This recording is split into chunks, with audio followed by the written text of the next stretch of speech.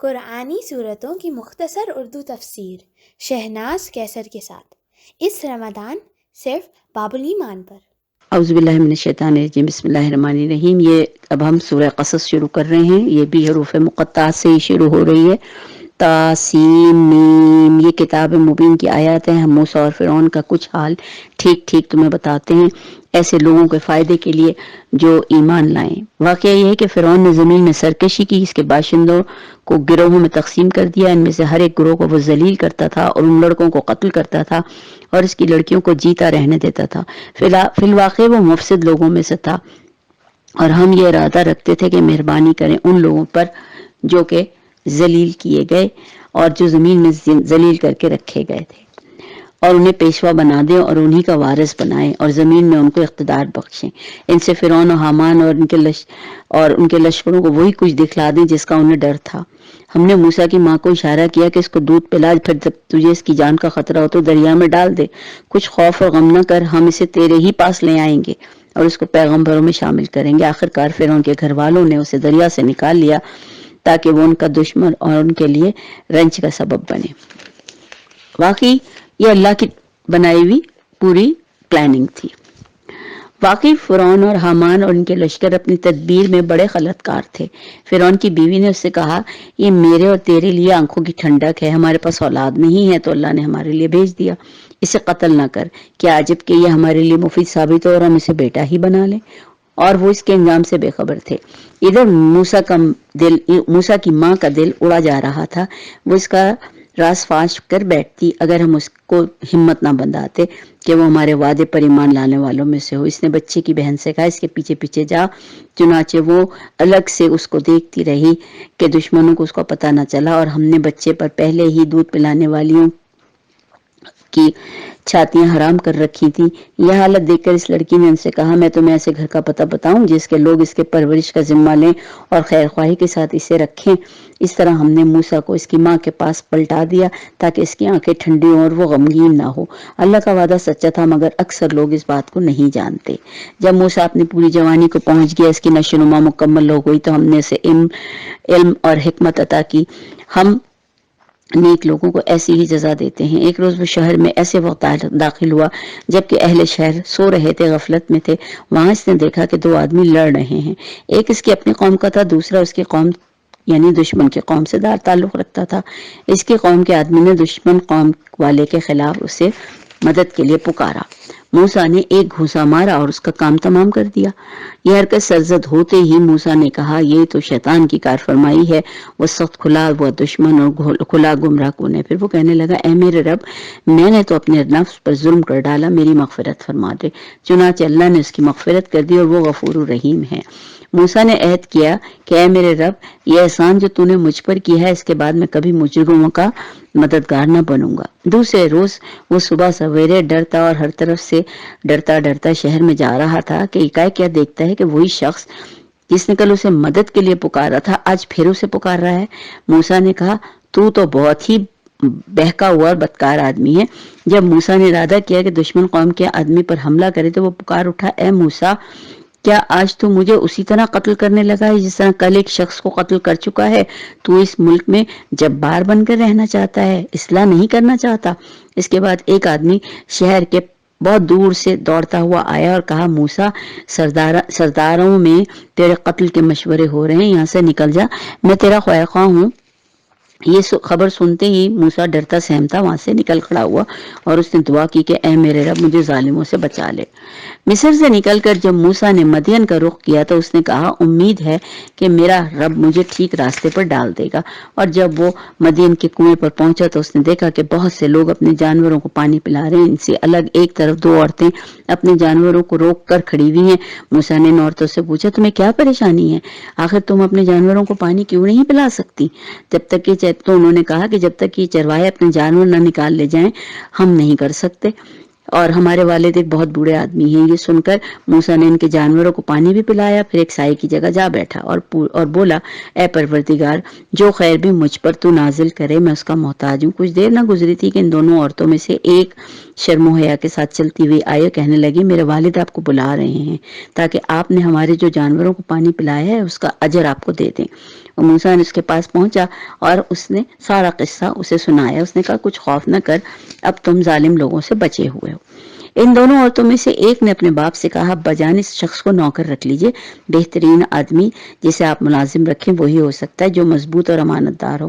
اس کے باپ نے موسیٰ سے کہا میں چاہتا ہوں کہ اپنی 2 بیٹیوں میں سے ایک کا نکاح تمہارے ساتھ کر دوں، بشرطے کہ تم 8 سال تک میرے ہاں ملازمت کرو، اگر 10 سال پورے کر دو تو تمہاری مرضی ہے، میں تم پر سختی نہیں کرتا، تم انشاءاللہ مجھے نیک آدمی پاؤ گے۔ موسیٰ نے جواب دیا یہ بات میرے اور آپ کے درمیان طے ہو گئی، ان دونوں مدتوں میں سے جو بھی پوری کر دوں اس کے بعد پھر کوئی زیادتی مجھ پر نہ ہو، اور جو کچھ قول و قرار ہم کر رہے ہیں اس پر اللہ نگہبان ہے۔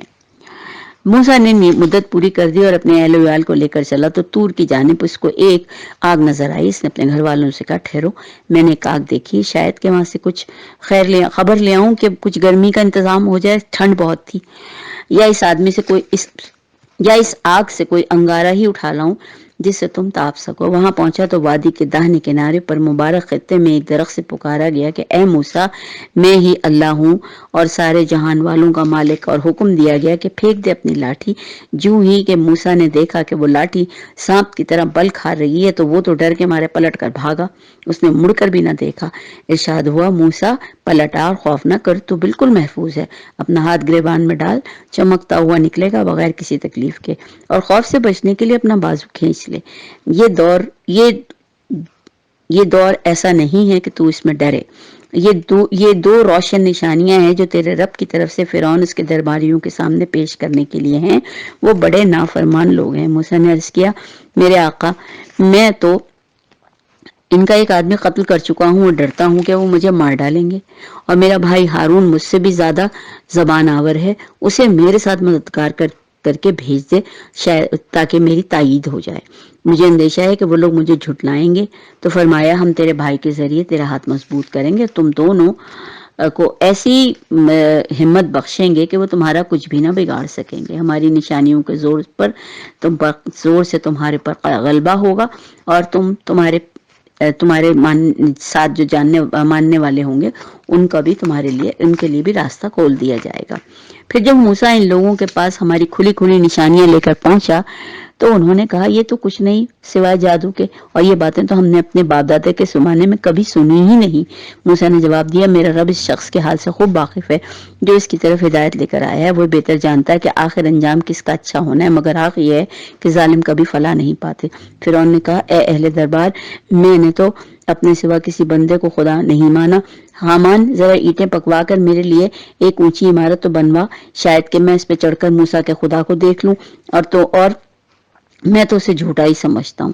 اس نے اور اس کے لشکروں نے زمین میں بغیر کسی حق کے اپنی بڑائی کا گھمنڈ کیا، اور وہ سمجھے کہ انہیں کبھی ہماری طرف پلٹنا ہی نہیں۔ آخر دیکھو ان کا کیا انجام ہوا، ہم نے ان کے لشکروں کو پکڑا اور سمندر میں پھینک دیا، اور یہی ظالموں کا انجام ہے۔ ہم انہیں جہنم کی دعوت دینے والے ہم نے پیش رو بنا دیا ہم نے، اور قیامت کے روز وہ ہم سے کوئی مدد نہ پا سکیں گے۔ ہم نے اس دنیا میں ان کے پیچھے لعنت لگا دی، اور قیامت کے روز وہ بڑی قباحت میں مبتلا ہوں گے۔ پچھلی نسلوں کو ہلاک کرنے کے بعد ہم نے موسیٰ کو کتاب عطا کی، لوگوں کے لیے بصیرتوں کا سامان بنا کر، ہدایت اور رحمت بنا کر، تاکہ شاید کہ لوگ سبق حاصل کریں۔ اے نبی تم اس وقت مغربی گوشے میں موجود نہ تھے جب ہم نے موسیٰ کو یہ فرمان دیا تھا۔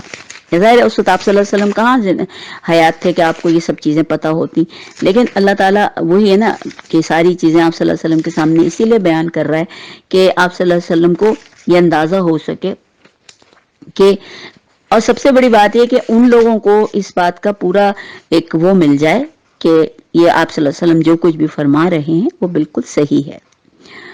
جب ہم نے موسیٰ کو یہ فرمان شریعت عطا کیا، نہ تم وہاں گواہ تھے بلکہ اس کے بعد تمہارے زمانے تک تو ہم بہت سی نسلیں اٹھا چکے، ان پر بہت بڑا زمانہ گزر چکا ہے۔ تم اہل مدین کے درمیان بھی موجود نہ تھے، ان کو ہماری آیات سنا رہے ہوتے، مگر اس وقت کی یہ خبریں بھیجنے والے ہم ہیں، اور تم طور کے میدان میں بھی اس وقت موجود نہ تھے جب ہم نے موسیٰ کو پہلی مرتبہ پکارا تھا، مگر یہ تمہارے رب کی رحمت ہے کہ تم کو یہ معلومات دی جا رہی ہیں تاکہ تم ان لوگوں پر متنبہ کر دو جن لوگوں کے کے پاس کوئی پہلے خبردار کرنے والا نہیں آیا، شاید کہ وہ ہوش میں آ جائیں۔ اور یہ ہم نے اس لیے کیا کہ کہیں ایسا نہ ہو کہ ان کے اپنے کیے کرتوتوں کے بدولت ان پر کوئی مصیبت آئے اور وہ کہیں اے ہمارے پروردگار کیوں نہ تو نے ہماری طرف کوئی رسول بھیجا کہ ہم تیری آیات کی پیروی کرتے اور اہل ایمان میں سے ہوتے۔ مگر جب ہمارے یہاں سے حق ان کے پاس آ گیا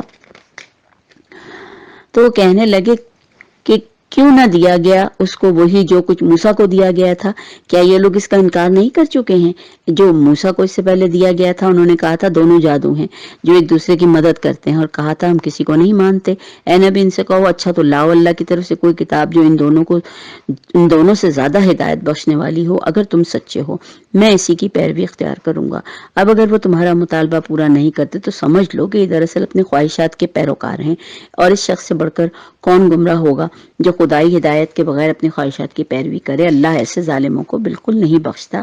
نصیحت تو صرف ان کے لیے ہے جو شاید کہ غفلت سے بیدار ہو جائیں۔ جن لوگوں کو ہم نے اس سے پہلے کتاب دی تھی وہ اس قرآن پر ایمان لاتے تھے، اور جب ان کو کہا جاتا تھا وہ کہتے تھے ہم اس پر ایمان لائے، یہ واقعی حق ہے ہمارے رب کی طرف سے، ہم تو پہلے ہی سے مسلم ہیں۔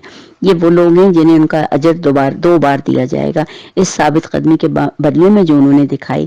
وہ برائی کو بھلائی سے دفع کرتے ہیں اور جو کچھ رزق ہم نے انہیں دیا ہے وہ اس میں سے خرچ کرتے ہیں۔ اور جب انہوں نے کوئی بےہودہ بات سنی تو وہ یہ کہہ کر اس سے کنارہ کش ہو گئے کہ ہمارے اعمال ہمارے لیے، تمہارے اعمال تمہارے لیے، تم کو سلام ہے، ہم جاہلوں کا رویہ اختیار نہیں کریں گے۔ اے نبی تم جسے چاہو اسے ہدایت نہیں دے سکتے، مگر اللہ جسے چاہتا ہے ہدایت دے دیتا ہے، ان لوگوں کو خوب جانتا ہے جو ہدایت قبول کرنے والے ہیں۔ وہ کہتے ہیں کہ اگر ہم تمہارے ساتھ اس ہدایت کی پیروی اختیار کریں تو اپنی زمین سے ہو سکتا ہے کہ ہمیں کوئی نقصان پہنچے۔ کیا یہ واقعہ نہیں ہے کہ ہم نے ایک پرامن حرم کو ان کے لیے جائے قیام بنا دیا جس کی طرف ہر طرح کے ثمرات کھینچے چلے آتے ہیں، اور ہماری طرف سے رزق کے طور پر ان کو ہر چیز مہیا کی جاتی ہے، مگر ان میں سے اکثر لوگ نہیں جانتے۔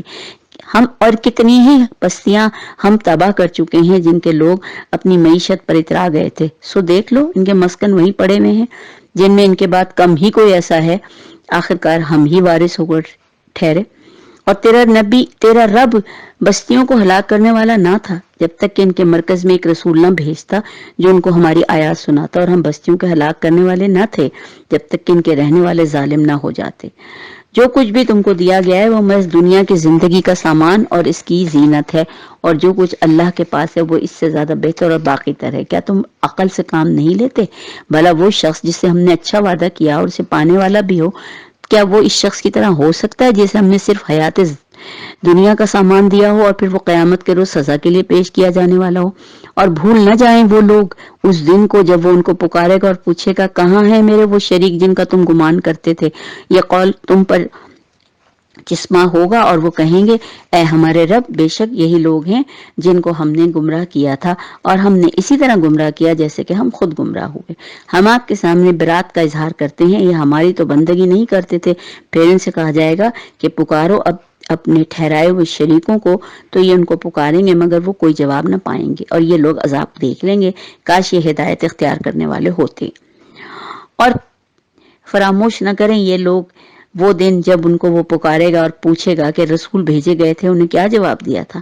اس وقت کوئی جواب ان کو نہ سوچے گا اور نہ یہ آپس میں ایک دوسرے سے ہی پوچھ سکیں گے، البتہ جس نے آج توبہ کر لی، ایمان لے آیا اور نیک کام کرتا رہا، وہی توقع ہے کہ پانے والوں میں سے ہوگا۔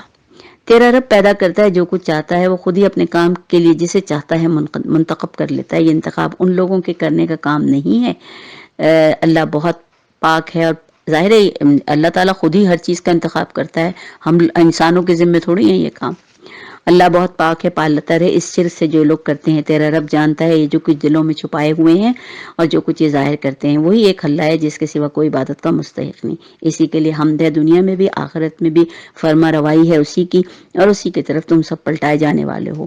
اے نبی ان سے کہو کبھی تم لوگوں نے غور کیا کہ اگر اللہ قیامت تک تم پر ہمیشہ کے لیے رات طاری کر دے تو اللہ کے سوا وہ کون سا معبود ہے جو تمہیں روشنی لاتے؟ کیا تم سنتے نہیں ہو؟ ان سے پوچھو کبھی تم نے سوچا کہ اگر اللہ قیامت تک تم پر ہمیشہ کے لیے دن طاری کر دے تو اللہ کے سوا وہ کون ہے جو تمہیں رات لا دے تاکہ تم اس میں سکون حاصل کر سکو؟ کیا تم کو سوچتا نہیں ہے کہ یہ اسی کی رحمت ہے؟ ذرا سوچیں اگر سارا دن سورج چمکتا رہے، ساری لمبے عرصے کے لیے تو کیا ہوگا، اور یا سارے لمبے عرصے کے لیے رات ہو جائے تو کیا ہوگا، یہ تو اسی کی رحمت ہے نا۔ یہ اسی کی رحمت ہے کہ اس نے تمہارے لیے رات اور دن بنائے تاکہ تم رات میں سکون حاصل کرو، دن کو اپنے رب کا فضل تلاش کرو، شاید کہ تم شکر گزار بنو۔ یاد رکھیں یہ لوگ یہ وہ دن جب وہ انہیں پکارے گا اور پوچھے گا کہاں ہیں میرے وہ شریک جن کا تم گمان کرتے تھے، اب ہم ہر امت میں سے ایک ایک گواہ نکال لائیں گے اور کہیں گے کہ لاؤ اپنی دلیل۔ اس وقت انہیں معلوم ہو جائے گا کہ حق اللہ کی طرف ہے اور وہ گم ہو جائیں گے ان کے وہ سارے جھوٹ جو انہوں نے گھڑ رکھے تھے۔ یہ ایک واقعہ ہے قارون جو موسیٰ کی قوم کا ایک شخص تھا، پھر وہ اپنی قوم کے خلاف سرکش ہو گیا، بڑا اترا گیا تھا۔ ہم نے اس کو اتنے خزانے دے رکھے تھے کہ اس کی کنجیاں اس کے طاقتور و آدمیوں کی ایک جماعت مشکل سے اٹھا سکتی تھی۔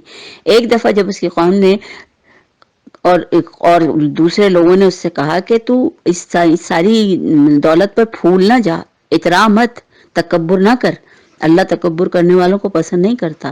جو مال اللہ نے تجھے دیا ہے اس سے آخرت کا گھر بنانے کی فکر کر اور دنیا میں بھی اپنا حصہ فراموش نہ کر، احسان کر جس طرح اللہ نے تیرے ساتھ احسان کیا، اور زمین میں فساد نہ برپا کر، اللہ مفسدوں کو پسند نہیں کرتا۔ اس نے کہا یہ تو سب کچھ مجھے میرے علم کی وجہ سے دیا گیا ہے جو مجھ کو حاصل ہے۔ کیا اس کو یہ علم نہیں تھا کہ اللہ اس سے پہلے بہت سے ایسے لوگوں کو ہلاک کر چکا ہے جو اس سے زیادہ قوت والے تھے اور جمعیت رکھتے تھے؟ مجرموں سے تو ان کو گناہ نہیں پوچھے جاتے۔ ایک روز وہ اپنی قوم کے سامنے پورے ٹھاٹ سے نکلا، اور جو لوگ حیات دنیا کے طالب تھے وہ اسے دیکھ کر اپنے دل میں افسوس سے کہنے لگے کاش ہمیں بھی کچھ مل جاتا جو قارون کو دیا گیا ہے، یہ تو بڑا ہی نصیب والا ہے۔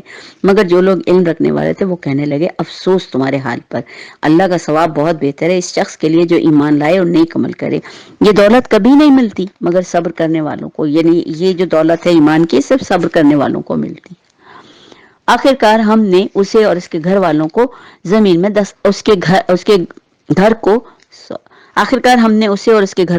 دھسا دیا، پھر کوئی اس کے حامیوں کا گروہ نہ تھا جو اللہ کے مقابلے میں اس کی مدد کو آتا، اور نہ وہ خود اپنی مدد آپ کر سکا۔ وہی لوگ جو کل اس کی تمنا کر رہے تھے، کہہ رہے تھے کہ افسوس ہم بھول گئے، اللہ اپنے بندوں میں سے جس کا رزق چاہتا ہے وسیع کر دیتا ہے اور جسے چاہتا ہے نپت اللہ دیتا ہے۔ اللہ نے اگر ہم پر احسان نہ کیا ہوتا تو ہمیں بھی زمین میں دھسا دیتا۔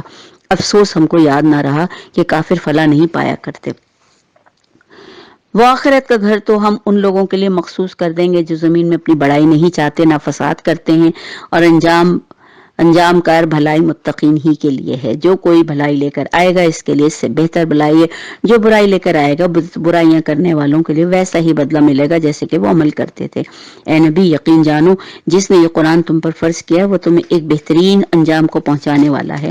ان لوگوں سے کہہ دو میرا رب خوب جانتا ہے کہ ہدایت کون لے کر آیا ہے اور کون کھلی گمراہی میں مبتلا ہے۔ تم اس بات کے ہرگز امیدوار نہ تھے کہ تم پر کتاب نازل کی جائے، یہ تو محض تمہارے رب کی مہربانی ہے کہ تم پر نازل ہوئی، بس تم کافروں کے مددگار نہ بنو۔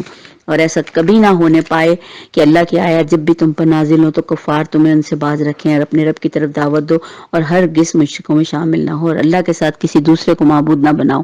اس کے سوا کوئی معبود نہیں، ہر چیز ہلاک ہونے والی ہے سوائے اس ذات کے، فرما روائی اور بادشاہت صرف اسی کی ہے اور اسی کی طرف ہم سب کو لوٹ کر جانا ہے۔ الحمدللہ رب العالمین۔ ہماری سورہ قصص بھی پوری ہوئی، اب انشاءاللہ ہم اگلی نشست میں سورہ عنکبوت شروع کریں گے۔ وما آخر دعوانا ان الحمدللہ رب العالمین۔